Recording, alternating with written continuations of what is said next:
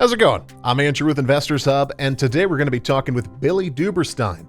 He's with Stone Oak Capital, and he's going to be chatting with us about some companies that he thinks are going to do well because of the infrastructure plan that was announced by Biden last week.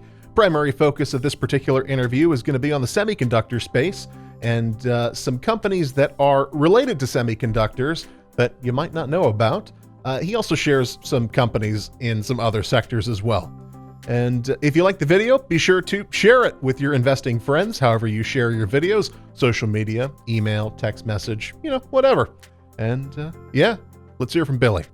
Please note that our videos are not designed to be direct investing advice. We're here to gather the perspective of different investors. Our channel and our content should just be one stop on the journey of trying to find out where to put your money. So first of all, in general, what were your takeaways on Biden's speech last week, both in the speech and the news that came out right around that time? It appears to be an attempt to get the U.S. back in the game in the global race against China, which can pretty much centrally manage their economy. So it's a big change from the last 40 years of Reagan-era government is always the problem. It's more like FDR, government can be a force for good and to move America forward. Now, depending on where you are on the ideological spectrum, you're either going to love that or hate that. It's also very wide-ranging. It's roads, bridges, tunnels, ports, broadband infrastructure, the energy grid, very importantly, technology infrastructure as well. Very wide-ranging, and you would expect that since it's over $2 trillion. So you mentioned to me that you were interested in the semiconductor space. A previous guest of ours says that Intel is going to do well because of the infrastructure plan. Do you agree with that? And what are some companies in that space you're paying attention to? Yes. So I've been very interested in the semiconductor space for a few years now. It was a big topic of conversation even before the trade war, through the trade war, and now it plays a big part in this bill, and especially U.S. competitiveness. Semiconductors are becoming mission-critical industrial products these days, and unfortunately, the U.S. has sort of outsourced not the IP or the design, but the manufacturing capabilities largely to Asian countries, with the exception of Intel, which owns its own fabs. Micron Technology makes memory, not semiconductors. They're a U.S. company, and they own their own fabs. What's happened is that Taiwan Semiconductor the last few years has surpassed Intel in terms of leading-edge chip-making capabilities. And Taiwan Semiconductor is a foundry for all these other companies that just design the chips, and then they outsource production to Taiwan Semi. That's a contrast from Intel, which designed its own chips and then manufactured its own chips. So we've seen Intel fall behind for the first time in a while, which is potentially worrisome that the leading edge semiconductor capability is now firmly in the hands of Taiwan Semi. Now, Taiwan is an ally, but as you know, China claims it's part of China, and they've made some geopolitical threats. What we actually saw last summer was that the U.S. subsidized Taiwan Semiconductor to build a fabrication plant in Arizona. That was last June. And more recently, Intel announced, someone thought Intel might outsource its manufacturing altogether since it fell behind and it would become just a chip designer. We saw with the new CEO just announced that actually Intel is going to double down on manufacturing and get them back in the game. Not only that, they announced a $20 billion investment in 2 new fabrication plants in Arizona. And the new CEO, Pat Gelsinger, said they're also going to attempt to become a foundry for other chip designers as well. So it looks like Intel is going to be the national manufacturing champion. Now, there's execution risks associated with that. There's a reason Intel fell behind. It's because technology is very difficult to achieve. Fortunately, the U.S. also holds pretty much a lot of the IP for semiconductor manufacturing equipment. That's the machines that these foundries buy that make semiconductors. And those are some of the stocks I've invested in that I think are really attractive and are going to be the main beneficiaries. It's these picks and shovels, the machines that go into these fabs, not necessarily the owners and operators of these fabs, because that technology is also very hard to get right, and it's not easily replicated. And really, the semiconductor equipment manufacturers have consolidated into pretty powerful oligopolistic positions as well, and they earn very big profit. They're a little bit cyclical, but they earn very big profit margins. Well, the big four, the 4 large cap companies are Applied Materials, which is a U.S. company. They make etch and deposition and metrology equipment. Lam Research, which is also etch and deposition.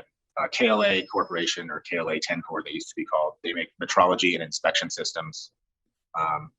And then ASML, or ASM Lithography, which is a European company, they actually make the critical tool in producing leading edge semiconductors. It's called extreme ultraviolet lithography.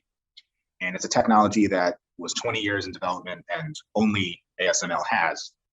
And it's really key to producing the smallest chips with the smallest distance between transistors. So that's a very key technology. Also not an American company, but Europe is an ally. But really all four of those companies, you need machines from all of those companies in order to make things work.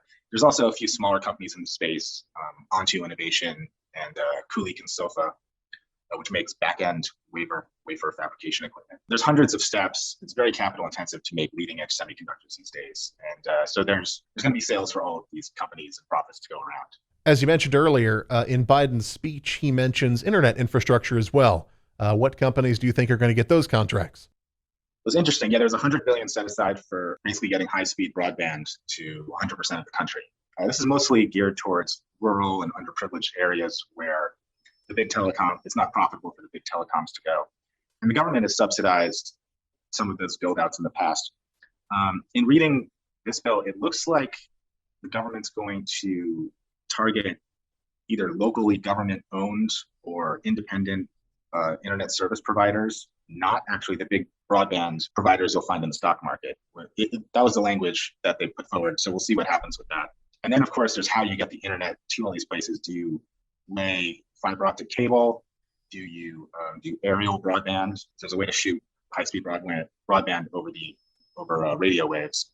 And then there's 5G LTE, which is another option, which is being rolled out by T-Mobile and all of the other major telecoms. So it's kind of unclear what tools they're going to use. It'll probably be a hybrid. It appears they want to go more towards nonprofits and local governments for these rural areas, so they can lower the price.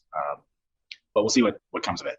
So do you have any other sectors or companies that you're paying attention to in relation to the infrastructure bill? There's some obvious sectors to look at. I still think the semiconductor equipment manufacturers are probably the most exciting. They've all had a big run since the election and in just the last few days, so they're not as cheap as they once were. But I still think they're excellent companies with a bright future. There's a lot of clean energy, electric vehicle stuff in this bill, and aside from companies like Tesla who could benefit, there's a lot of new SPACs in the EV space that just came out that are all, I don't know if I have a lot of conviction about what's going to be the winner, but they're certainly worth looking at. Companies like Proterra or Romeo Power, Lordstown, or a number of them. Ironically, a lot of them have gone down recently with the whole SPAC sell-off, high growth, no profit, high growth companies selling off recently. So there might be an interesting sector to look at.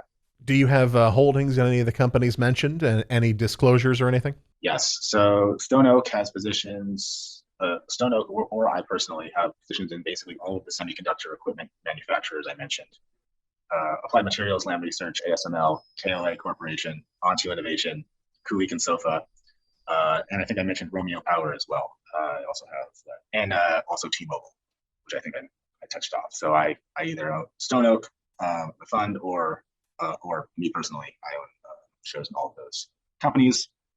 Do not construe any of these as essentially investment advice. I don't know your situation. Please do your own due diligence, and things are moving very fast and hot with this with this bill and all the stimulus. So exciting times. Thanks for watching, and be sure to like, comment, subscribe, and share if you like the video. And also comment down below some places that you guys get your investing information. I'd be curious to see where you guys are gathering your thoughts and the kinds of things that y'all are interested in. And I'll see you again soon.